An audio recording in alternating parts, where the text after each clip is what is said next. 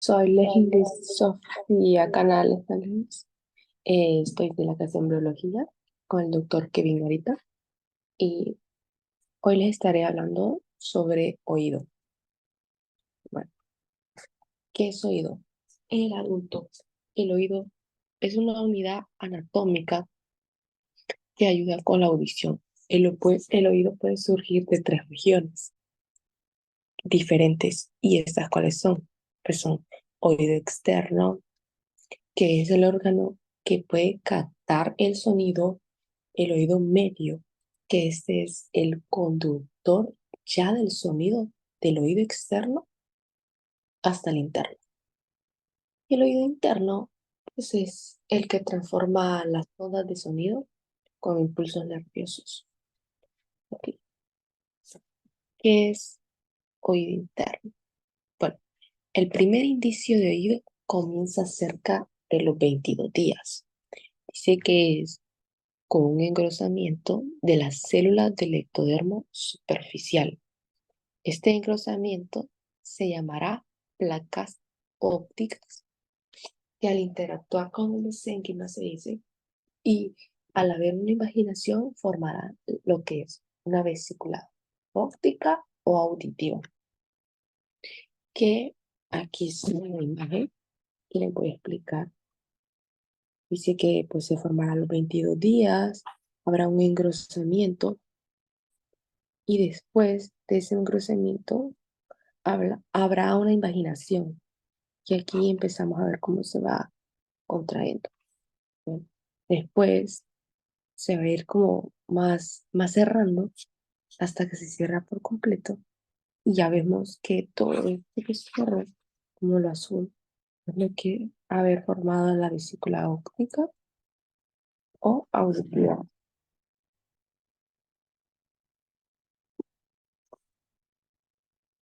Bueno, ¿qué, qué los trocitos?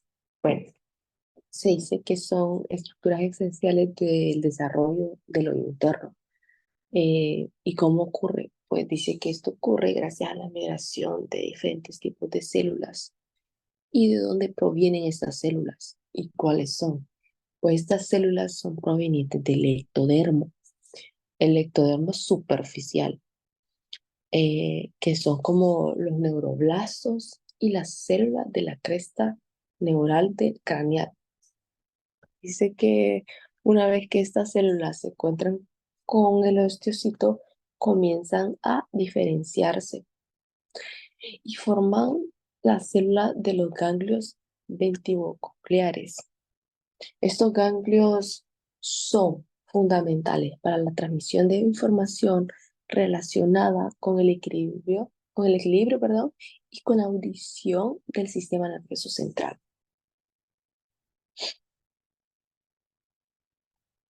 Bueno, aquí en la diapositiva, el osteocidito se divide en dos componentes. ¿Y cuáles son estos componentes? Un ventral y uno dorsal. Bueno, dice que el ventral da origen al sáculo y al conducto coclear.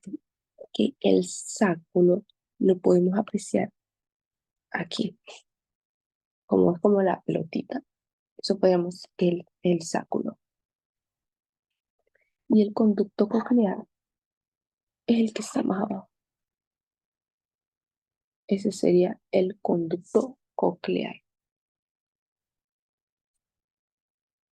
También tenemos un, un componente dorsal, que de ahí lo que da es un utrículo. El utrículo lo podemos observar aquí. Están como atrás de la manita de gato. Eso es el utrículo. También dice que hay conductos semicirculares. Estos conductos semicirculares se estarán formando más adelante. Yo les explicaré cómo, pero aquí les diré sus nombres ya como que vayan sabiendo. Sería conducto semicircular superior. ¿Por qué decimos que es superior? ¿O por qué hablamos para que lo entiendan? ¿Va? Superior es porque está arriba. lo que está arriba. Y conducto semicircular posterior, cuando hablamos de posterior es porque está más abajo. Y conducto semicircular lateral, no como que está intermedio o en medio.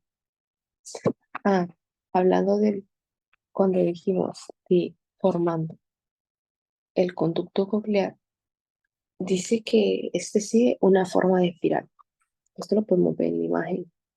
Dice que hasta la octava semana ha completado sus giros, que estos giros son 2,5 giros. Dice, juntas estas estructuras formarán el laberinto membranoso. Bueno, sigamos con la siguiente. Sacro, cóclea y órgano de Corti. Hablemos. Sexta semana. Se formará el sáculo y se generará una imaginación tubular en su polo formando un conducto coclear. Que ya sabemos que el que está en la pelotita es el sáculo y el conducto coclear no lo podemos observar más abajo. Vemos ahora de la séptima semana. Las células del conducto coclear se diferencian en el órgano espiral de Corti, que traduce las vibraciones de sonido en señales eléctricas. Para la audición, se mantiene una conexión entre el conducto coclear y el resto del sáculo, pero se limita por una vía estrecha, que es el ducto renius. ¿Qué es el ducto renius? Pues, es una estructura del oído interno que se conecta con el conducto coclear y está pues relacionado con la audición. Y esto pues ¿qué hace? Pues va a controlar el equilibrio y las vibraciones por la noche. Y es donde encontramos el ducto renius. Este que lo encontramos, como dicen, del sacro y el conducto, ¿no? Que es como este pequeño pedacito que conecta. Es el ducto renius.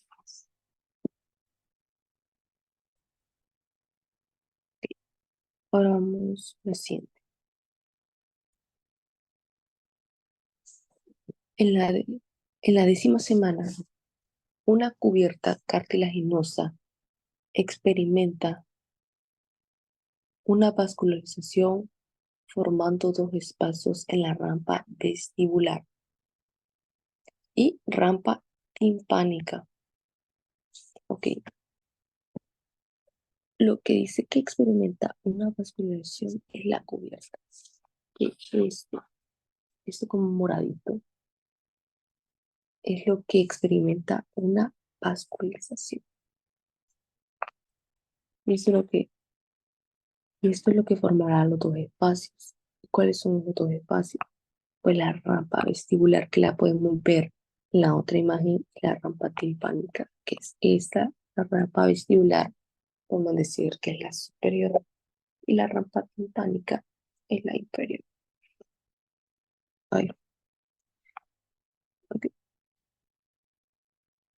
Hablemos de esta. Dice, el conducto coclear quedará separado de la rampa vestibular o la membrana vestibular. ¿Y cuál es la membrana vestibular? Bueno, es como esta pequeña rayita anaranjada que va en paralelo, es la membrana vestibular, que es la que separa la rampa vestibular de la rampa timpánica. Y de la rampa timpánica, la que va a separar es por la membrana basilar. Esta la encontramos más abajito. Está por acá. Y son estos. Esto es lo que va a separar la rampa vestibular de la rampa timpánica. La pared lateral del conducto coclear permanece unida al cartílago circundante por medio del ligamento espiral. Bueno, el ligamento espiral es todo esto que viene, sí, bueno, lo podemos observar que viene desde la rampa vestibular hasta llegar a la rampa timpánica. Sería todo como todo lo negrito que está rodeando, es como una forma de media luna, así podemos decir. Ok, sí, dice el sacro, cóclea y órgano de corte. Al continuar el desarrollo conformando las dos elevaciones, como estábamos haciendo, la cresta,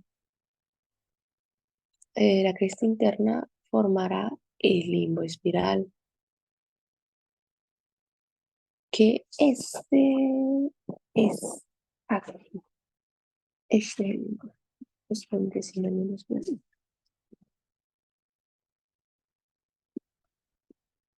la cresta externa formará una fila interna y tres o cuatro filas externas de células ciliadas, las células sensoriales del sistema auditivo. Entonces, son células sensoriales para escuchar sonido. Bueno, sigamos con las células sensoriales y la membrana rectoria constituyen en conjunto el órgano de corte. Los impulsos que recibe este órgano son transmitidos hacia los ganglios espirales y luego el sistema nervioso por medio de las fibras auditivas del nervio craneal.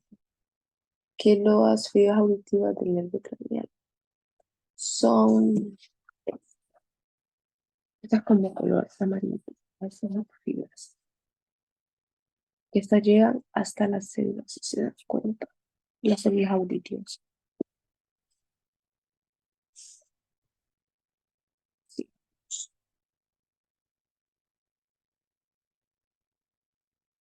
El utrículo y conductos semicirculares.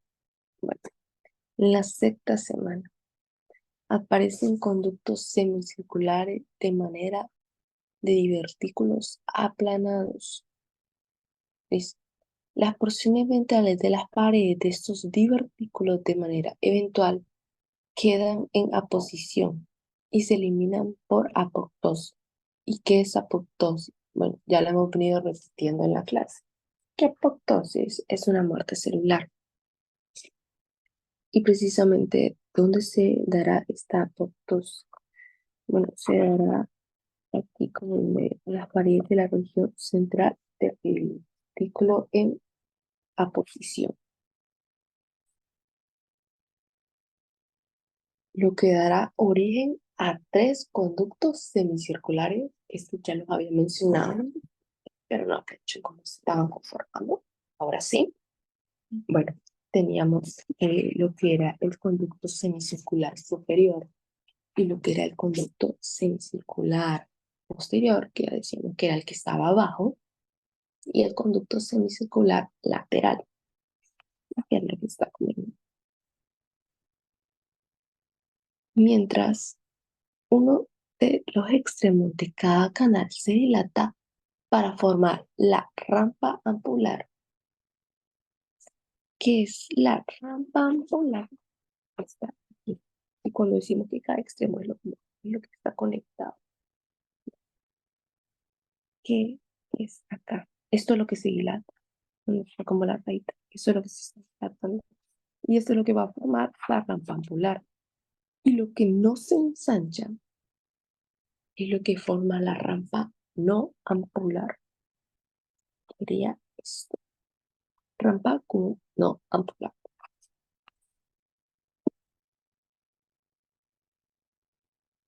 Siguiente. Ok.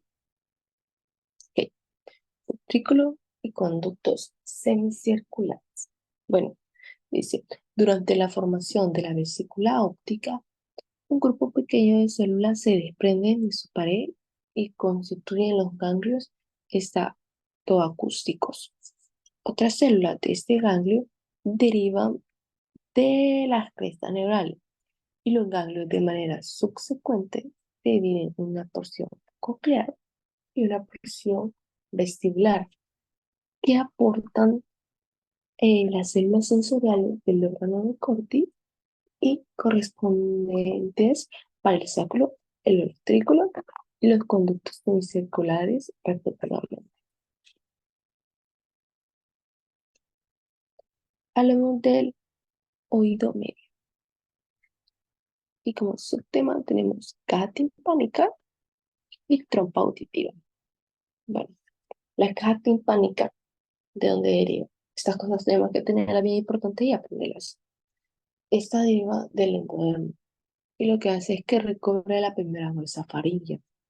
Este saco se expande de forma en que su extremo distal se expande formando en su extremo distal el receso del tubo timpánico.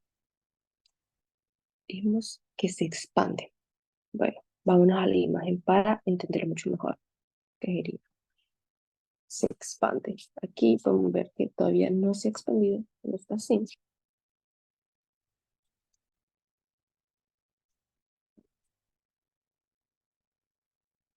No se ha expandido. Aquí ya podemos ver que se ha expandido y está formando ya el receso tubo timpánico.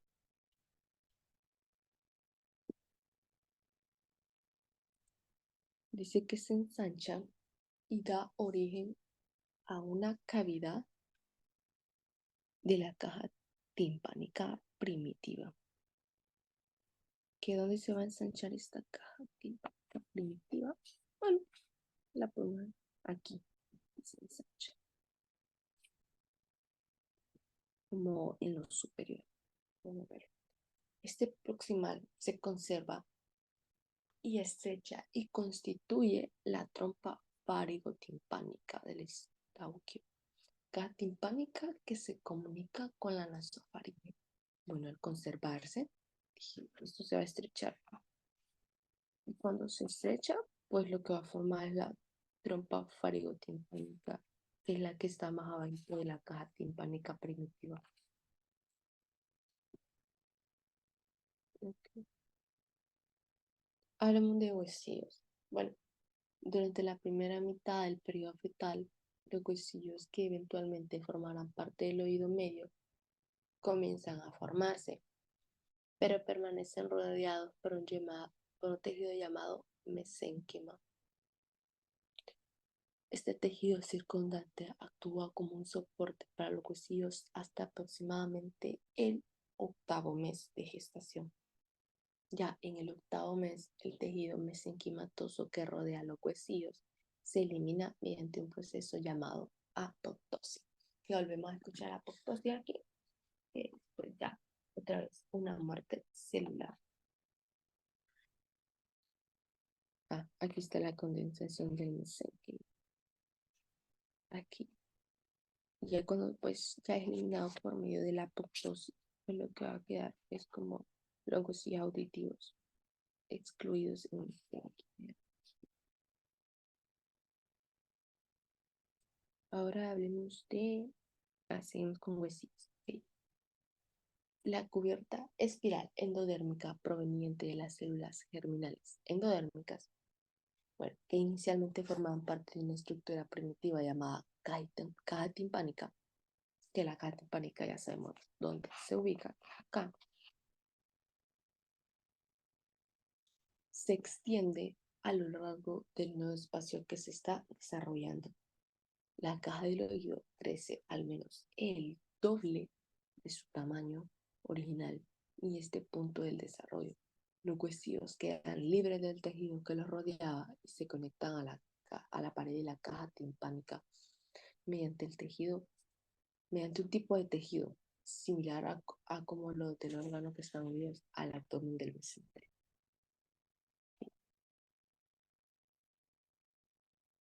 Bueno, aquí tengo yo puntos importantes de lo que habla. Dice que el martillo deriva del primer arco faríngeo. Su músculo, el tensor timpánico, está inervado por la rama mandibular del nervio trigemino. Hablemos ahora del estribo. El estribo que se inserta en este huesillo está inervado por el nervio facial el nervio del segundo arco faríngeo. Bueno, dice que durante el desarrollo fetal, la caja timpánica se expande hacia otros, formando el antro timpánico. Vamos a ver, después del nacimiento ya el tejido de la caja timpánica se expande hacia los huesos mastoideos, creando espacios llenos de aire. Ahora vamos a hablar de oído externo. Bueno, el conducto auditivo externo se desarrolla a manera de una invaginación del tejido del primer arco y no a partir de la primera hendidura faríngea. Dice, al inicio del tercer mes, las células del ectodermo superficial en el piso del conducto proliferan, con lo que constituyen una placa epitelial llamada tapón meatal. Ya en el séptimo mes, este tapón se elimina por medio de apoptosis. Volvemos a escuchar apoptosis, que ya vemos que es una muerte celular. Dice, en ocasiones el tapón meatal persiste hasta el nacimiento, lo que genera una hipocausia conductiva congénita, que esto vendría siendo como una malconformación, que lo que hace es como una pérdida de audición ya, debido a problemas del oído externo o medio, que dificultan la conducción de sonido hacia el oído interno.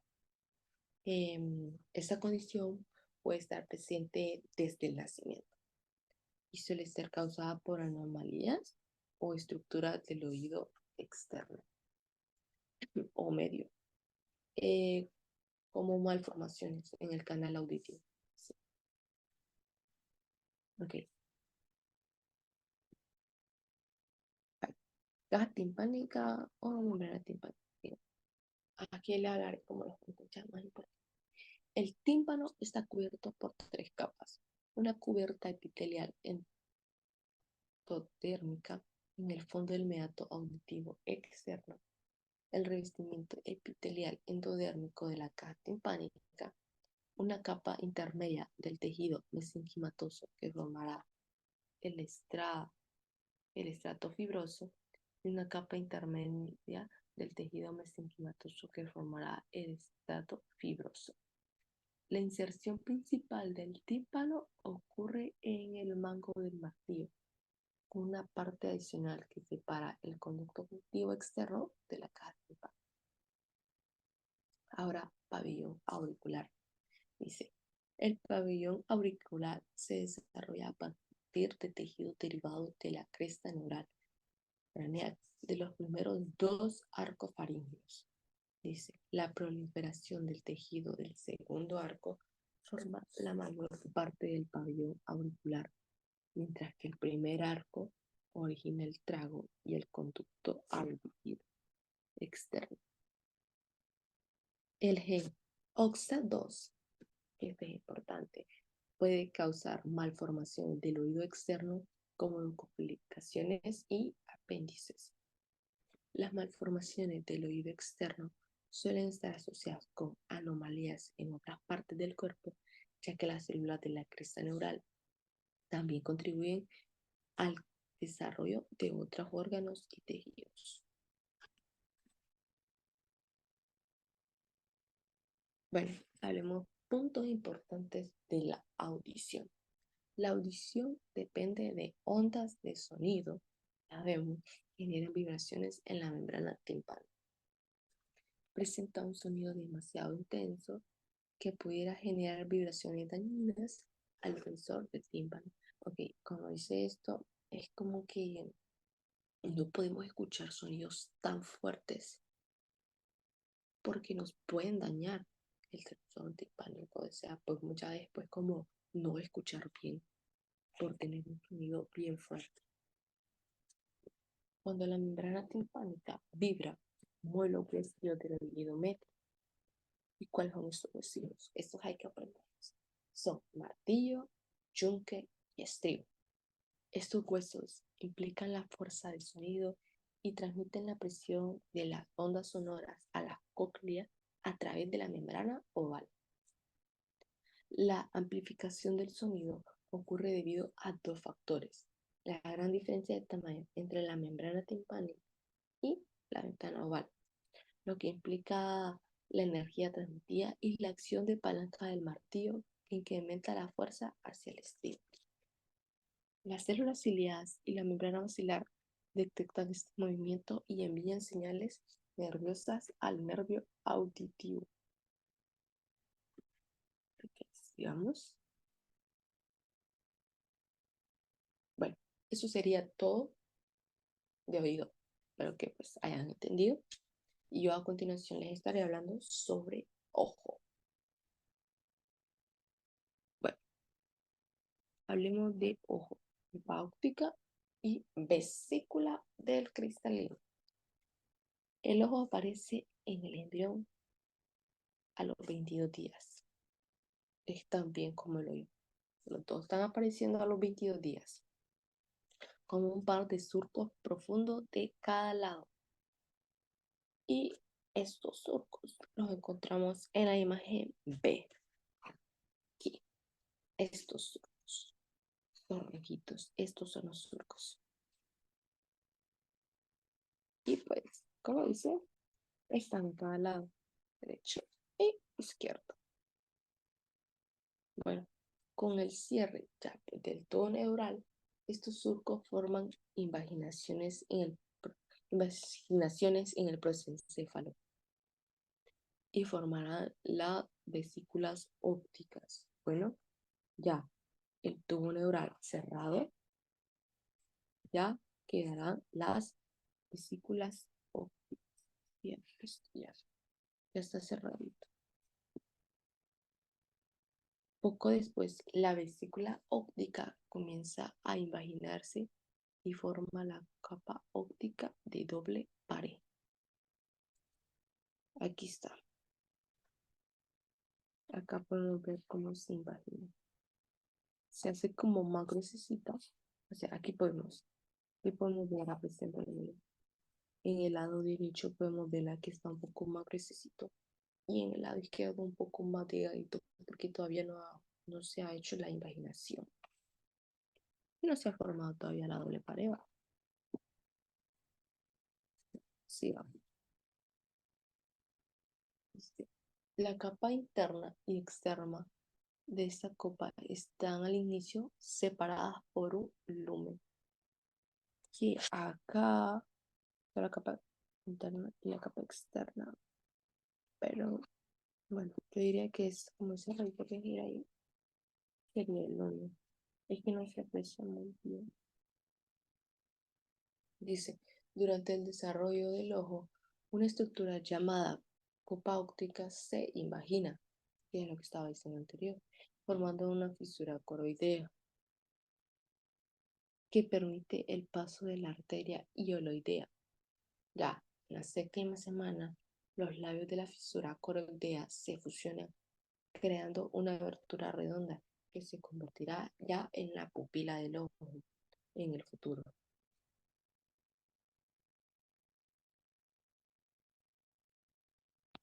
Hablemos de retina, iris y cuerpo ciliar. Bueno, la capa externa de la copa óptica se caracteriza por gránulos pequeños de pigmento. Se conoce como capa pigmentada de la retina. Los 4/5 posteriores de la porción óptica de la retina contienen células que limitan el espacio intermediano y se diferencian en los bastones y conos fotorreceptores que los observamos, que son los primeros. Los primeros son la capa de bastones y conos. Dice, los bastones son más numerosos y sensibles, pero son más sensibles que los conos, pero no detectan el color como los conos. La capa externa de la copa óptica, que se caracteriza por gránulos pequeños de pigmento, se conoce como capa pigmentada de la retina. Dice, Los 4/5 posteriores a la porción óptica de la retina contienen células que limitan el espacio interretiniano y se diferencian en los bastones y conos fotorreceptores. Los bastones son más numerosos, ya había dicho, y sensibles que los conos. Bueno, la capa fotorreceptora da origen a las neuronas y a las células de sostén, que sería acá la capa nuclear externa y la capa nuclear interna y las capas de las células ganglionares, que acá podemos observar las externas, que van de- después de, no, si van antes de la capa de bastones y después acá está la capa nuclear interna y las capas células, capa de células ganglionares que son las amarillas. Dice que en la superficie se localiza una capa fibrosa que contiene axones de las células nerviosas de la capa más.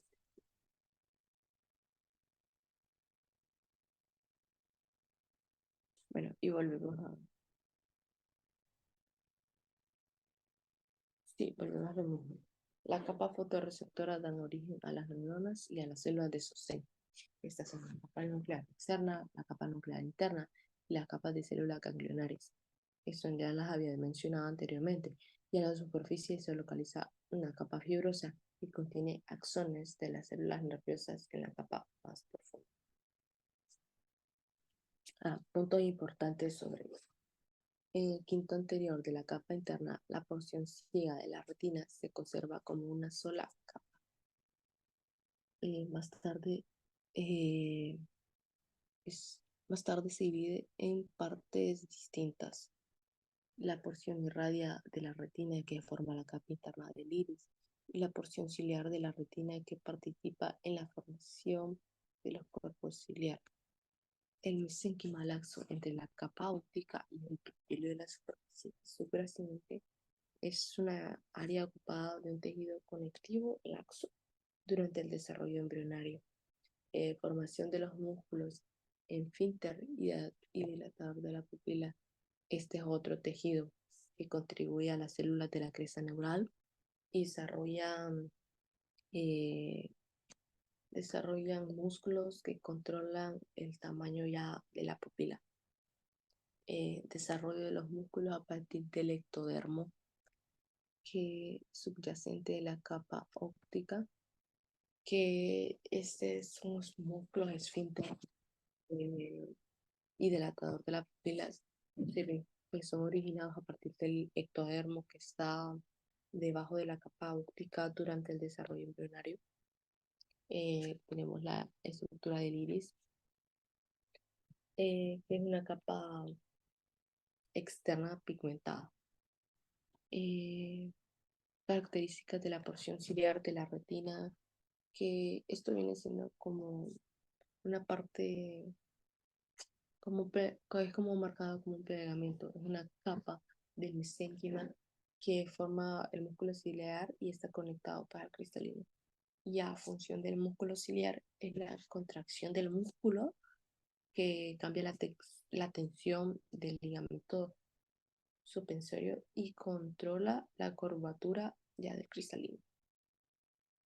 Bueno, ahora vamos con cristalino. ¿Qué es el cristalino? Después de la formación de la vesícula del cristalino, las células de la pared posterior comienzan a elongarse hacia adelante y forman fibras largas, que las fibras ya las habíamos visto, fibras de nervio. Y como dice que empiezan a elongarse, es que van rodeando todo, va rodeando toda la capa neural. Bueno, no la rodean, están sobre ella, podríamos decir. Que dice que gradualmente llenan la cavidad de la vesícula. A la semana de desarrollo el embrionario, estas fibras primarias alcanzan la pared anterior de la vesícula. Sin embargo, el crecimiento del cristalino no se detiene aquí, ya que continuamente se agregan nuevas fibras secundarias a su región central. Ay. Al final de la quinta semana, dice, el primordio del ojo desarrollado por el mesénquima laxo. Este tejido se diferencia en una capa interna similar a la vía madre del cerebro y una capa externa equivalentemente a la dura madre. La capa interna forma la coroides y altamente vascularizada. La capa externa se convierte en esclerótica y continúa con la dura madre. Lo que dije que está rodeado con el ojo es el mesénquima. Es como lo rosé. Es fuerte en todo lo que rodea. Bueno, hablemos. La cámara anterior se forma por vascularización, dividiendo el mesénquima en la capa interna, que es la membrana irrodopupilar, y una capa externa que se continúa con la sustancia propia de la córnea. La córnea tiene una capa epitelial, el estroma, y otra capa epitelial. La cámara posterior está entre el iris y el cristalino, hacia adelante, y el corpo ciliar hacia atrás. Ambas cámaras están ocupadas por un humor acuoso que circula para nutrir la córnea y el cristalino. El bloqueo de flujo de líquido es el conducto Schelling y puede causar glaucoma. Hablemos del humor vítreo. Bueno, el mesénquima se extiende más allá del exterior al primordio ocular y penetra en el interior de la copa óptica. Dice, a través de las fisuras coroideas, allí dan origen a los vasos hioloideos. Y los vasos hioloideos los podemos encontrar como son estos rojitos y van como para adelante, están hacia adelante, los cuales proveen irrigación al cristalino y dice que forman la capa vascular de la superficie interna de la retina durante la vida intrauterina. Además forma una red de fibras, que la red de fibras son todas estas rayitas que podemos observar son redes de fibras.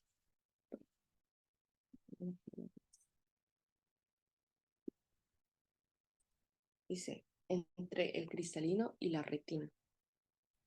Entre el cristalino y la retina, cuyos espacios interciliares se llenan posteriormente con una sustancia gelatinosa transparente que forma así el humor invictrio. Y pues, ¿qué es el humor invictrio? Pues es como, ya vemos, es una sustancia gelatinosa transparente, pues que llena la cavidad del ojo, ya pues detrás del cristalino y crucial para mantener la forma del ojo y apoyar la estructura de la retina. Su formación a partir de redes delicadas de fibras de entre el cristalino y la retina pueden destacar, bueno, sí destacan esta precisión del desarrollo ocular embrionario. Dice, aunque los vasos hialoideos se obliteran, desaparecen durante la vida fetal. El conducto hialoideo persiste.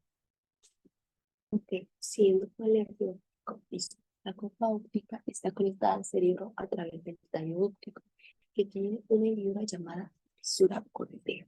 Esta fisura la podemos encontrar en la imagen de lo que se acomoda, ¿no? Es como que está abierto todavía. Dice, donde se encuentran los vasos hialoideos. Durante el desarrollo, la fisura coroidea se cierra. Pueden ver que ya se está cerrando en el de nuestro espacio y forma un túnel dentro del tallo óptico. Y esa rayita que viene así, eso no es un túnel. Las fibras nerviosas de la retina se construyen en el tallo óptico y debido al movimiento constante de estas fibras, todos estos puntitos negros, todos esos son las fibras. Las paredes internas del tallo se fusionan transformándose en el nervio óptico. ¿Ven? Ya forman fibras. todas esas raíces así, entonces tú vas a hacer eso en la frente. En cambio acá, todavía en especial, solo están las fibras nerviosas. De acá ya podemos ver fibras. Los desarrollos. Ok, después dice, en el centro del nervio óptico aloja un segmento de bacterias y holoideas. Son los focos. Eso es una bacterias.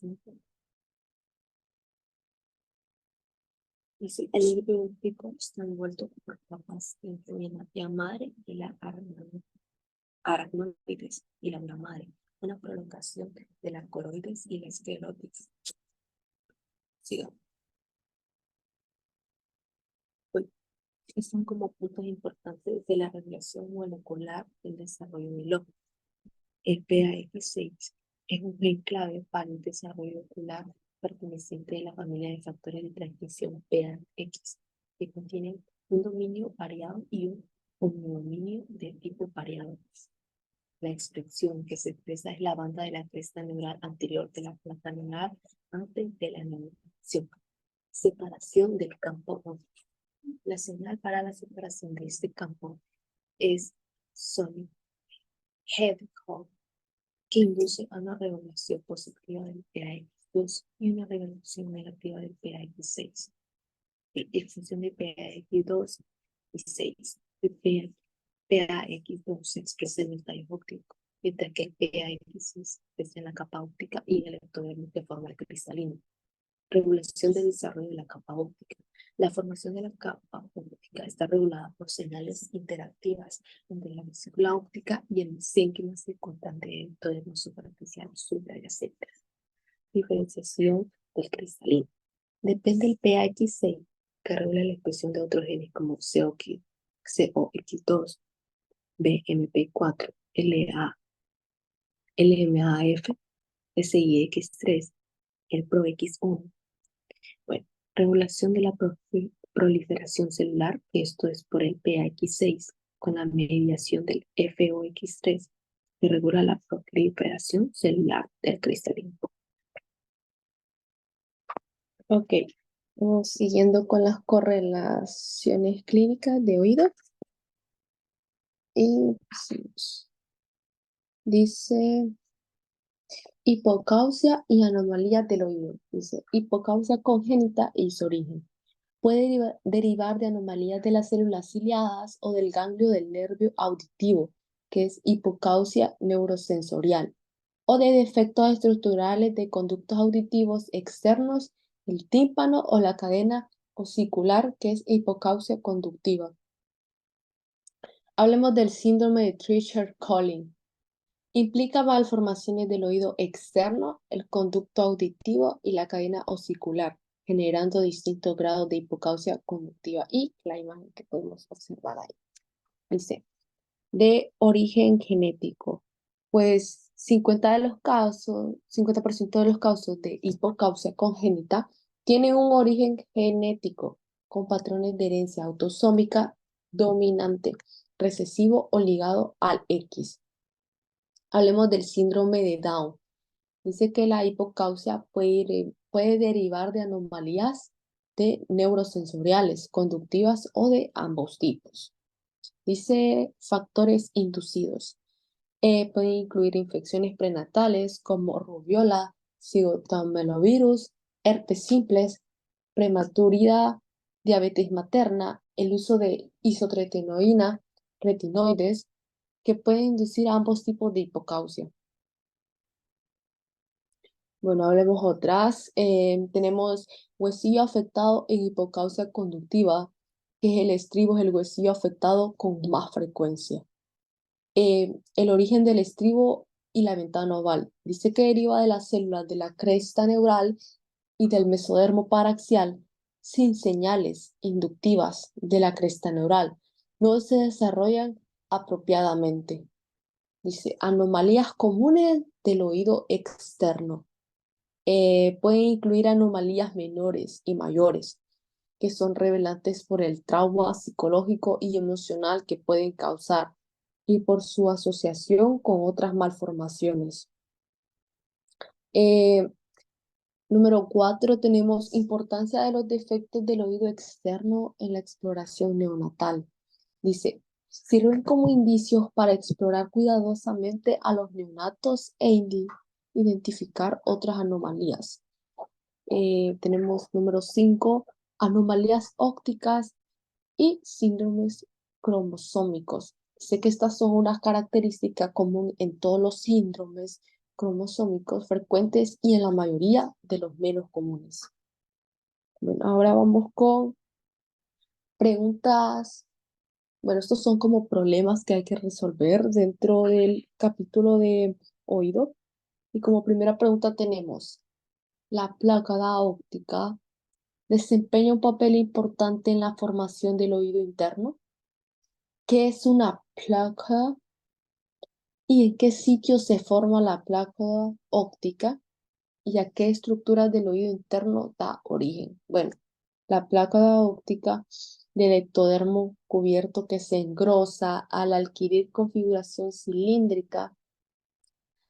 Dice que las placas ópticas se forman a ambos lados del romboencéfalo y luego se invaginan para constituir las vesículas ópticas. Si lo recuerdan, todo esto lo expliqué dentro del capítulo, que era cuando yo les decía que se engrosaba a cada lado, que en un lado estaba como más delgadito y en el otro lado estaba más grueso. Dice, las placas dan origen a los órganos sensitivos y a las placas ópticas no son una excepción. Así, a partir de las vesículas ópticas se forman invaginaciones tubulares y se diferencian en el sáculo, el utrículo y los conductos semicirculares y los conductos endolinfáticos y coclear. Juntas, estas estructuras constituyen el laberinto membranoso del oído interno.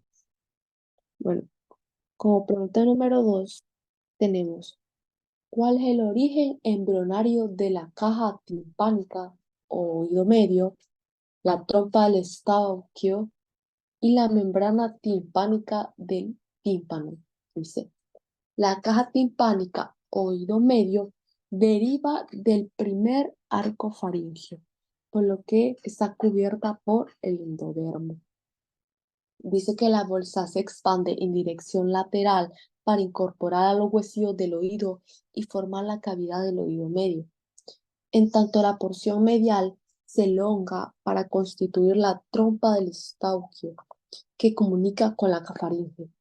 La membrana timpánica, o ya sea tímpano, se forma cuando las células del ectodermo superficial del primer arco faríngeo se imaginan para constituir el meato y el conducto auditivo externo. Al tiempo que el endodermo se imagina hacia la cavidad del oído medio, el mesénquima ubicado entre las células en invaginación y el recibimiento endodérmico de la cavidad se vuelven muy, pero muy delgadas. Así se forma la membrana timpánica entre el conducto auditivo externo y la cavidad del oído interno subyacente y está constituido por tres capas. Quería el ectodermo, el mesénquima del primer arco faríngeo y el endodermo de la primera bolsa faríngea que allí llega cuando esta estructura forma la cavidad del oído medio. Como pregunta número 3 del capítulo tenemos, un neonato tiene microtia bilateral. Debe inquietarle a usted la posibilidad de que existan otras malformaciones. ¿Qué población celular podría estar implicada en el desarrollo embrionario del defecto? Dice, la microtia implica defectos en el oído externo que varían desde un pabellón auricular, que es lo que tenemos más abajito acá, pequeño, pero bien formado, hasta su ausencia agnotia. Entre 20 a 40% de los niños con microtia y agnotia se presentan con otros defectos, entre ellos los del espectro óculo auricular vertebral.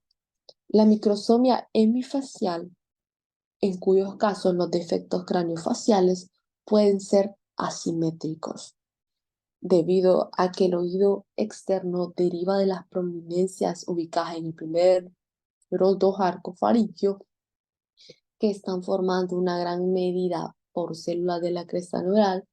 Esta población celular participa en casi todas las malformaciones del oído externo. Bueno, ahora vamos con las correlaciones clínicas del ojo, que este ya sería el otro capítulo. Bueno, tenemos anomalías del ojo. Dice, coloboma y otros defectos oftálmicos. El coloboma, una fisura ocular que puede afectar diversas estructuras como el iris, el cuerpo ciliar, la retina, la coroides y el nervio óptico, se asocian frecuentemente con otros defectos oftálmicos. Además, también pueden formarse colobomas en los párpados. Dice, persiste de la arteria hioloidea y anomalías oculares. La persistencia de la arteria hioloidea puede conducir a la malformación de un cordón o un quiste. Esta anomalía, si bien normalmente la porción distal de este vaso se degenera, puede tener implicaciones para el desarrollo normal del ojo. Bueno, acá tenemos cataratas congénitas y rubiola materna. Dice, las cataratas congénitas que resultan en opacidad del cristalino durante el desarrollo intrauterino pueden tener origen genético, pero también puede ocurrir en recién nacidos cuyas madres sufrieron rubiola entre la cuarta y la séptima semana de embarazo. La infección materna ocurre antes de la séptima semana. El cristalino puede escapar del daño, pero el neonato puede tener hipocausia secundaria. Y pues tenemos un ejemplo del bebé. Ahora vamos con microstalmia y anomalías oculares asociadas. Dice, la microstalmia, caracterizada por un ojo normalmente pequeño. Ahí lo dice. Suele estar relacionado con otras anomalías oculares y puede ser el resultado de infecciones intrauterinas como las causadas por el citomegalovirus y el toxoplasma. Y la imagen que podemos observar es que tiene un ojo más pequeño y otro más grandecito. Ahora vamos con anostalmia y anomalías craneales. La anostalmia es la ausencia total del ojo, no es como la microftalmia que tiene el ojo pero es un poco pequeño. No, la anostalmia es la ausencia total del ojo. Dice que puede ir acompañada de graves anomalías craneales y en algunos casos puede haber cierta cantidad de tejido ocular presente. Ahora vamos con, dice, afaquia congénita, aniridia y mutaciones del gen PAX6.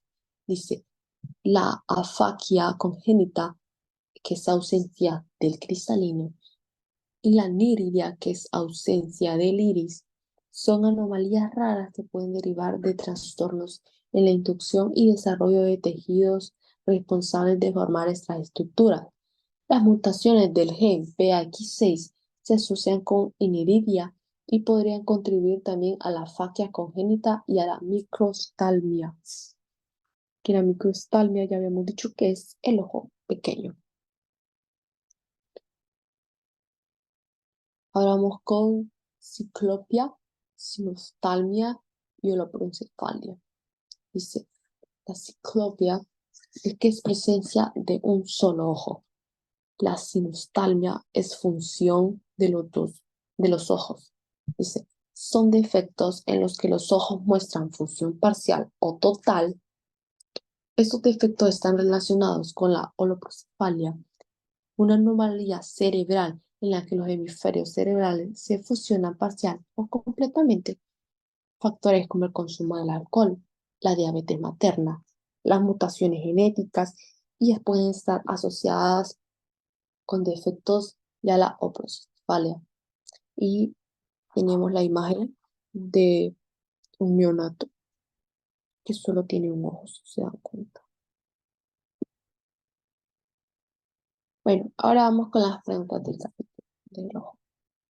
Dice, un neonato presenta afasia unilateral, que es ausencia del cristalino. ¿Cuál es el origen embrionario de este defecto? Dice, el cristalino se forma a partir del engrosamiento del ectodermo o la placa del cristalino adyacente de la capa óptica. La inducción del cristalino puede iniciar en forma muy temprana, pero el contacto con la capa óptica también participa en este proceso. Al igual que el mantenimiento y la diferenciación del cristalino, así la copa óptica no entra en contacto con el ectodermo o si las señales moleculares y celulares esenciales para el desarrollo del cristalino se trastocan o se forma el cristalino. Como pregunta número 2 tenemos, al integrar la historia clínica de una mujer joven en su 10ª semana de gestación, a usted le inquieta que ella pudiera haber padecido rubiola en algún momento de la 4ª y a la 8ª semana del embarazo. ¿Qué tipo de efectos podrían haberse generado en el embrión? Se sabe que la rubiola causa cataratas, microestalmia, anacusia congénita y las malformaciones cardíacas. La exposición durante la semana 4 y 8 coloca al producto en riesgo de desarrollar una o más de 2 defectos congénitos. O pregunta número 3 tenemos. La exploración física de un neonato revela fisuras bilaterales en la región inferior del iris. ¿Cuál es la base embrionaria de este defecto?